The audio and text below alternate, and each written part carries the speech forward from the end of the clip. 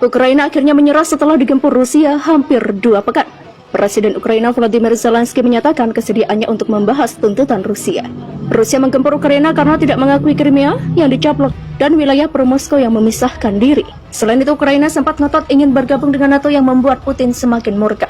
Saya pikir hal-hal mengenai wilayah yang diduduki sementara dan republik semua yang tidak diakui oleh siapapun selain Rusia, kita dapat mendiskusikan dan menemukan kompromi tentang bagaimana wilayah ini akan terus hidup. Demikian kata Zelensky pada Selasa 8 Maret 2022. Pada Senin 7 Maret 2022 kemarin, Kremlin mengatakan bahwa pihaknya siap untuk menghentikan agresi dalam sekejap jika Ukraina memenuhi tuntutannya untuk mengakui Crimea sebagai wilayah Rusia dan wilayah Donetsk dan Luhansk yang separatis sebagai republik merdeka. Yang penting bagi saya adalah bagaimana orang-orang di wilayah yang ingin menjadi bagian dari Ukraina akan hidup. Demikian kata Zelensky. Namun dia menolak untuk menyerah pada ultimatum yang diajukan tim perunding Rusia dalam 3 putaran dialog yang sejauh ini gagal mencapai gencatan senjata. Pertanyaannya lebih sulit daripada sekedar mengakuinya. Ini adalah ultimatum lain dan kami tidak siap untuk ultimat. Demikian kata Zelensky.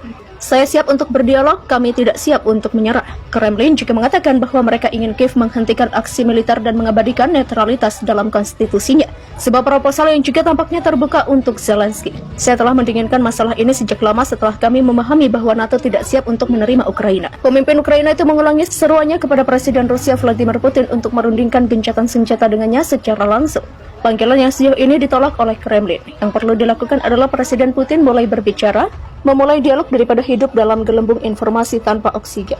Rusia melancarkan operasi militer untuk mendemilitarisasi Ukraina pada 24 Februari setelah permintaan resmi bantuan dari Sekutu Donbas yang menghadapi peningkatan serangan penembakan, penembak jitu dan sabotase oleh pasukan Ukraina selama berminggu-minggu. Operasi tersebut termasuk pemusatan serangan ke lapangan terbang militer Ukraina untuk memastikan keunggulan udara Rusia. 90% dari aerodrom militer Ukraina yang menampung sebagian besar angkatan udara negara itu telah dihentikan operasinya, dan sebagian dari armada pesawatnya telah terbang ke Rumania dan tidak ambil bagian dalam pertempuran apapun, kata juru bicara Kementerian Pertahanan Rusia Igor Konashenkov. Pada awal operasi khusus, Angkatan Udara Ukraina memiliki sebanyak 250 pesawat tempur dan helikopter yang dapat digunakan. Aerospace Force Rusia telah menghancurkan 89 pesawat tempur dan 57 helikopter di darat dan di udara. Demikian kata Konashenkov dalam briefing pada Rabu 9 Maret 2022. Angkatan Udara Ukraina juga hampir sepenuhnya kehabisan pilot militer kelas 1 dan 2 dan membatasi penerbangan untuk upaya individu untuk melakukan misi, menurut Konashenkov. Rusia telah menghancurkan 81 stasiun radar dari pasukan pertahanan udara Ukraina, menyebabkan hilangnya kontrol medan perang dan penurunan dramatis dalam kemampuan pertahanan udara negara itu, yang telah dikurangi menjadi hanya kemampuan lokal untuk melawan. Juru bicara Kementerian Pertahanan menambahkan.